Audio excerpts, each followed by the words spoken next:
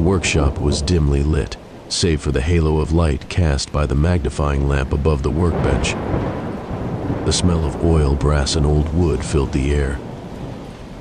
Jacob Hayes, a solitary watchmaker in his late 40s, hunched over the table, his hands steady and precise despite the lateness of the hour. On the bench before him lay a peculiar pocket watch, its once gleaming case tarnished and dented. He'd found it at an estate sale, buried among a heap of forgotten relics. Something about it had called to him. Its weight in his palm, the intricate engraving of a serpent devouring its own tail on the back, the Ouroboros. Jacob had spent hours dismantling it, marveling at the craftsmanship.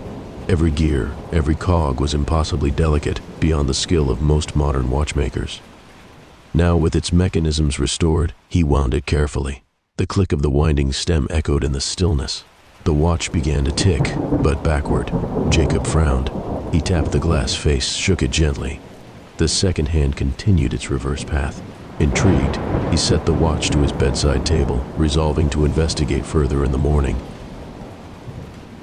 The next day, Jacob woke feeling oddly refreshed. For the first time in years, his joints didn't ache. His reflection in the mirror startled him.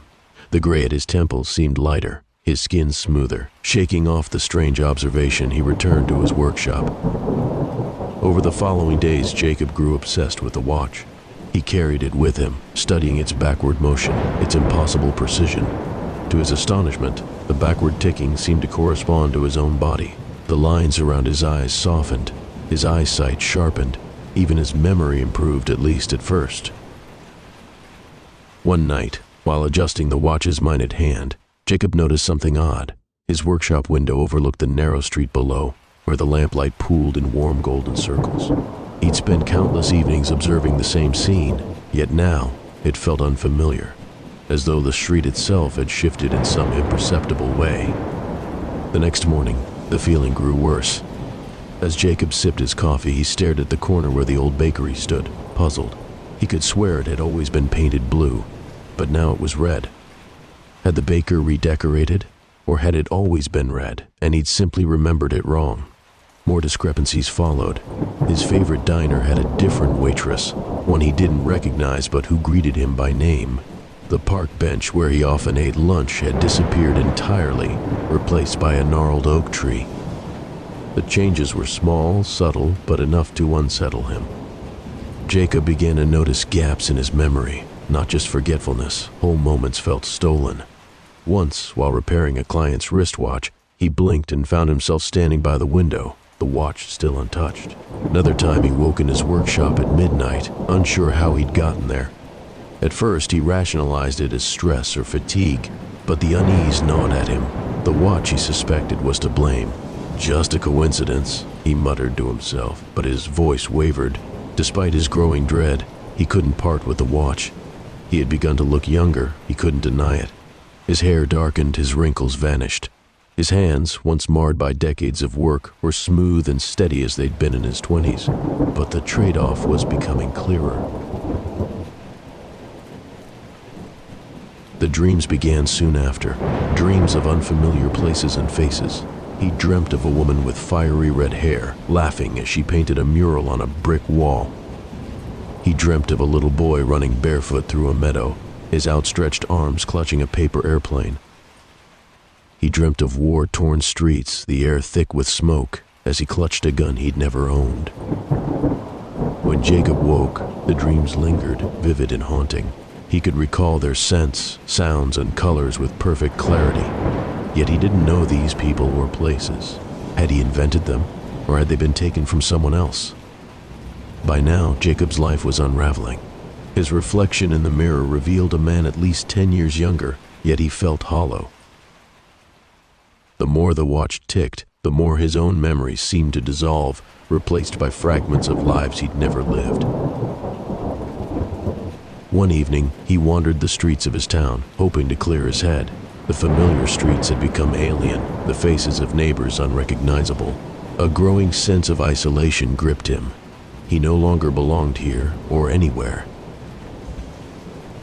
He found himself in a bar he didn't remember entering, nursing a glass of whiskey. Across the room, a man in a worn coat was staring at him. When their eyes met, the man approached. "Nice watch," he said, his voice low. "Where'd you get it?" Jacob tensed. "Why?" The man leaned in close, his breath heavy with alcohol. "That watch doesn't belong to you. It never did. Best get rid of it before it gets rid of you." Jacob stumbled back, clutching the watch in his pocket. "What are you talking about?" But the man only smiled sadly. Borrowed time always runs out. Jacob rushed home, the man's words ringing in his ears. He locked the door behind him, his chest heaving. Sitting at his workbench, he placed the pocket watch before him. He wanted to destroy it. He tried smashing it with a hammer, but the metal remained unscathed. He tried prying it open, yet the case resisted.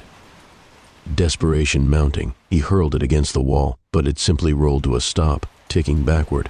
The sound of the ticking filled the room, growing louder, faster. Jacob clutched his head, trying to block it out, but it was inside him now, resonating in his skull. The next morning, Jacob awoke to a stranger's face in the mirror. The man staring back at him was young, his skin taut and unblemished, his hair thick and dark, yet his eyes were haunted, empty. His workshop was unfamiliar, filled with tools and trinkets he didn't recognize. The town outside his window was bustling and modern, nothing like the quaint streets he'd known. Panic surged as he realized he no longer remembered his own name. The pocket watch rested on the table, its Ouroboros engraving glinting in the morning light. He picked it up, staring into the reflection of the serpent devouring itself. The watch was silent now, its hands frozen. Jacob, or whoever he was now, felt a cold emptiness settle in his chest. The watch had granted him youth, but it had taken everything else, his memories, his identity, his life. He was a stranger in a world that wasn't his, and the watch had moved on. Somewhere, in another forgotten shop or estate sale, another hand would lift the tarnished timepiece, drawn to its weight, its beauty.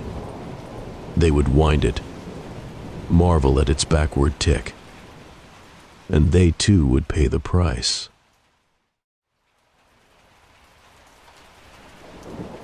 Thank you for joining me this evening. Before you go, make sure you subscribe and leave a like. If you have an idea for a short, scary story, leave it in the comments below. See you at the next campfire.